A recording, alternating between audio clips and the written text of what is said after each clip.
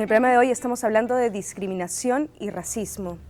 Mónica, ¿cuándo llegan los afrodescendientes al Perú? Los afrodescendientes llegamos cuando llegaron los españoles. Justamente estoy leyendo una de las relaciones y las crónicas de los viajeros y estoy leyendo otro libro sobre el trágico destino de las princesas incas y es bien interesante porque se refleja cómo desde las primeras, llegada de Pizarro, pero posteriormente todos los primeros años de la colonia llegaron los africanos como esclavizados y precisamente eso plantea cuál era la primera relación que tuvimos los afrodescendientes con la población indígena. De alguna manera éramos sinónimo de los conquistadores. Se habla que hubo toda una primera etapa de enfrentamiento, de no alianza, pero ya posteriormente se establecieron alianzas muy importantes.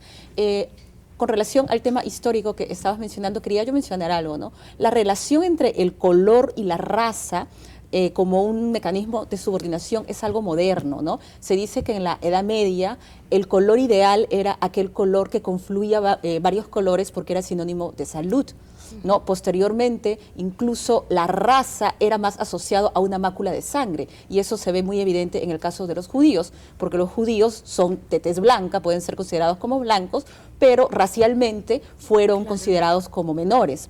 Posteriormente a eso es de que, ya con las primeras viajes y los primeros testimonios y las crónicas de los viajeros, es que aparece la palabra blanco desde los viajeros europeos para denominarse ellos como blancos en comparación a los que eran más indígenas, pero no necesariamente estableciendo una relación con los africanos, ¿no? Es decir, lo blanco como superior y lo negro como inferior, como afro, es algo sumamente moderno, porque Europa tenía una relación de larga data con África y esa relación no significaba que los europeos se creían superior porque eran blancos y los africanos eran inferior porque eran negros. Incluso Europa, España, estuvo colonizada más de 4 siglos por los moros. Es decir, la relación no tenía que ver con el color. Este color aparece, como dijo Wilfredo, cuando la empresa colonizadora, ¿no? Hacia América necesita esclavizados y como la Iglesia Católica era la que determinaba, para justificar esta esclavitud, se dice, ok, vamos a coger a los africanos, vamos a decir que no tienen alma, que casi no son humanos, para a partir de ahí poder justificar que hay que traerlos a América, a partir de ahí evangelizarlos y colonizarlos. Lo que tú dices tiene muchísima razón porque al siglo XV la esclavitud prácticamente había desaparecido de Europa. Es el descubrimiento de América que hace renacer la esclavitud, ¿no? Los esclavos vienen a América básicamente a trabajar la tierra y sobre todo las plantaciones de caña. Por eso en algún libro decían con alguna razón que porque los europeos querían comer azúcar, por culpa del azúcar, ¿no? Se esclavizó a todo un continente, ¿no? Claro, es un sentido figurado, ¿no? Porque los esclavos se dedicaban pues a labores muy variadas, ¿no? Y te digo que la primera noticia de un esclavo negro en el Perú es en el segundo viaje de Pizarro, ¿no? Cuando Alonso de Molina desembarca en Tumbes, cuando Pedro de Candia desembarca en Tumbes después de Alonso de Molina, él desembarca con un esclavo negro. Esa es la primera noticia, ¿no? Ahora, Wilfredo, pero en el Perú también se ha discriminado a los inmigrantes, ¿no? Porque el Perú, este país de todas las sangres, que es una coctelera de sangres, ¿no? Ha habido aquí discriminación contra los chinos, contra los japoneses, ¿por qué no decirlo también contra los italianos, contra los alemanes? O sea, ha habido contextos muy fuertes de racismo contra los inmigrantes, ¿no? Sí, efectivamente. Ahora, lo que uno debe considerar es que si vamos comparando, todos estos grupos han mejorado mucho su situación y se encuentran ahora en las clases altas. Pero los indígenas y los afrodescendientes continúan siendo el sector prioritariamente discriminado. Y el históricamente discriminado. Discriminados en la colonia, en la república y discriminados en el presente. Porque hubo una empresa colonialista, o sea, eso es importante. La esclavitud fue un crimen de lesa humanidad y como todo crimen de lesa humanidad ha dejado consecuencias que necesitan ser reparadas. Entonces, tanto hacia la población indígena y hacia los afrodescendientes, hubo una empresa que se enriqueció durante más de 4 siglos. Entonces, esa es la diferencia y por eso estamos en esa situación. O sea, ¿no? es evidente que los chinos y japoneses sufrieron mucho racismo. Claro, es el peligro amarillo. Así es, y los chinos sufrían condiciones muy similares a la esclavitud. Los chinos, además, en muchos casos, inclusive en el contexto de la guerra con Chile, había momentos de protesta social y la gente atacaba a los chinos, todos, blancos. Por colaboracionistas, supuestamente. Porque además los chilenos liberaban a los chinos en las haciendas. Claro. Entonces, era una especie de alianza. Y en esa alianza, los chinos eran los que perdían. Además, es interesante que en el presbítero del maestro hay una gran cantidad de chinos fallecidos, pero se suicidaban. Claro. Porque no tenían mucho sentido la vida que ellos padecían acá. Por ejemplo, aquí en Lima, después de las batallas de San Juan y Miraflores, antes de que los chilenos entraran a la ciudad, en esos 2 días o un día y pico, ¿no? La población se dedicó a asaltar y a quemar los negocios de los chinos. Así es. Hay un fenómeno en Europa que se llama el pogrom, que es el ataque a los judíos. Claro. Eso se daba mucho con los chinos. Claro. Inclusive hasta los años 40. O sea, situaciones de crisis social, la gente atacaba a los chinos y es una situación que ahora nos parece inimaginable porque no hay ese tipo de hostilidad. Pero antes sí lo hubo y también la sufrieron los japoneses. Lamentable. Juan Luis nos contaba así en esa el es una corte, historia, esa es una página terrible de la historia del Perú. Nos contaba un ¿no? dato increíble que creo que nadie sabe, que es que aquí hubieron campos de concentración. Hubo campos de concentración para japoneses, para algunos alemanes, aquí en Chosica. Hubo una especie de campo de concentración en el norte chico, porque por ejemplo en la zona de Huacho, Chancay había mucho japonés. Aquí en el contexto de la Segunda Guerra Mundial se atacó negocios de japoneses, a muchos japoneses se les expulsó del país quitándoles todos sus bienes y algunos alemanes también. Es más, el banco alemán prácticamente desapareció y el banco italiano tuvo que cambiarse de nombre, ¿no? Al BCP, al Banco de Crédito. Claro, yo siento de que frente a alemanes o italianos era un contexto de la guerra, pero frente a los japoneses era algo peor. Era como que había un sentimiento latente de rechazo hacia ellos. Era como una tolerancia, pero una visión muy despectiva.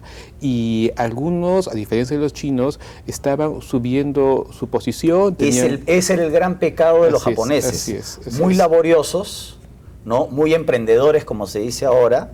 Muchos habían conseguido una situación económica relativamente prometedora, entonces era la envidia porque dice que nos quitaban trabajo, ¿no? O sea, eran unos intrusos. A comienzos del siglo XX, Puerto Maldonado tuvo un alcalde japonés y un cementerio japonés muy bonito en Puerto Maldonado. Y dice, ¿qué hacían allí?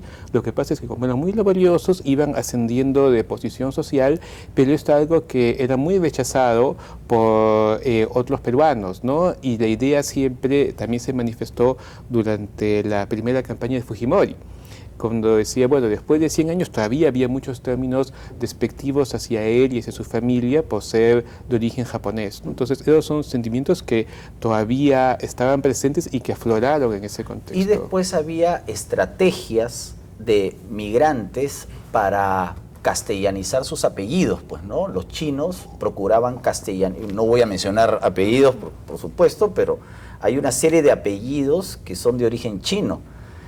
Incluso algunos italianos también castellanizaban sus apellidos, un poco para evitar el rechazo o la discriminación. O sea, aquí realmente pues ha habido de todo, ¿no? Y precisamente ya que estamos hablando de la guerra mundial y de toda esta discriminación que incluso se vivió en Perú, hay que recordar que la Declaración de Derechos Humanos nace precisamente posguerra mundial, porque se reconoce que estas guerras, especialmente la exterminación de los judíos por parte de los nazis, tenía un origen racista. Claro. Entonces hay que recordar que la Declaración de Derechos Humanos nace en un contexto donde se requiere proteger los derechos fundamentales de la población y donde se probó que el racismo era un arma a partir del cual se podía generar un holocausto, un genocidio. Y en el caso pues de Perú, ¿no? Post Comisión de la Verdad, sabemos que el principal número de muertos, de asesinados, ha sido en la sierra, en los Andes, y que han sido quechohablantes y mujeres también. ¿Qué explicación le pueden encontrar? Porque no es un fenómeno, digamos, que ocurre aquí en el Perú, es un fenómeno que ocurre en el mundo. ¿Por qué los seres humanos tenemos esta tendencia a separarnos, a ver en el otro las diferencias, a temer las diferencias. Es una, bueno, desde mi punto de vista es básicamente poder, ¿no? Es una relación de poder. En la medida de que tú quieres ejercer poder, dominar, tener control sobre un estado, sobre una comunidad, sobre una situación, estableces jerarquías y diferencias. Y como ya la raza tiene históricamente una posibilidad comprobada de ser una estrategia para dominar, entonces nosotros lo utilizamos, ¿no? Se sabía y se sabe que en otras comunidades las diferencias están más asociadas a las castas, y las castas se asocian más a los oficios o también a la relación que pueden tener con algún dios, ¿no? Pero de todas maneras, cuando esto se convierte en racial, es que se hace más potente. Tenemos, por ejemplo, en el caso de la India, ¿no? La colonia británica llega a la India.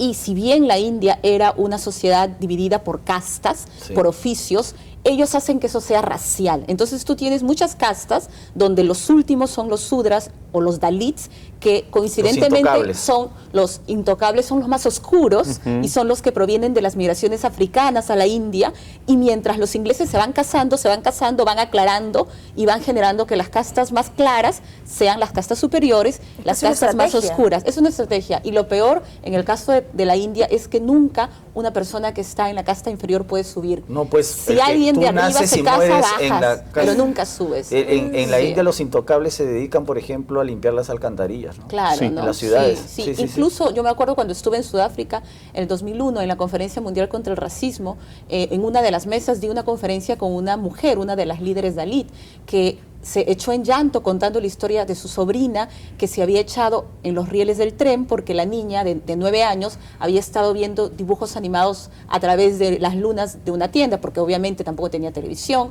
El señor la había botado, la había insultado, y cuando su papá fue a defenderla, también insultó al padre porque obviamente que un Dalí ya no tenía derechos, y la niña se suicidó diciendo no por lo que le había pasado, sino porque sentía que nunca iba a tener escapatoria. Claro. A donde vaya siempre iba a seguir siendo una Dalit. Entonces hay que, yo creo que tomar en cuenta, cómo este racismo afecta a nuestras vidas, afecta el desarrollo del país, ¿no? El racismo se expresa a nivel cotidiano, en el día a día, cuando alguien te insulta, cuando no te dejan entrar a una discoteca, pero también se expresa de manera estructural.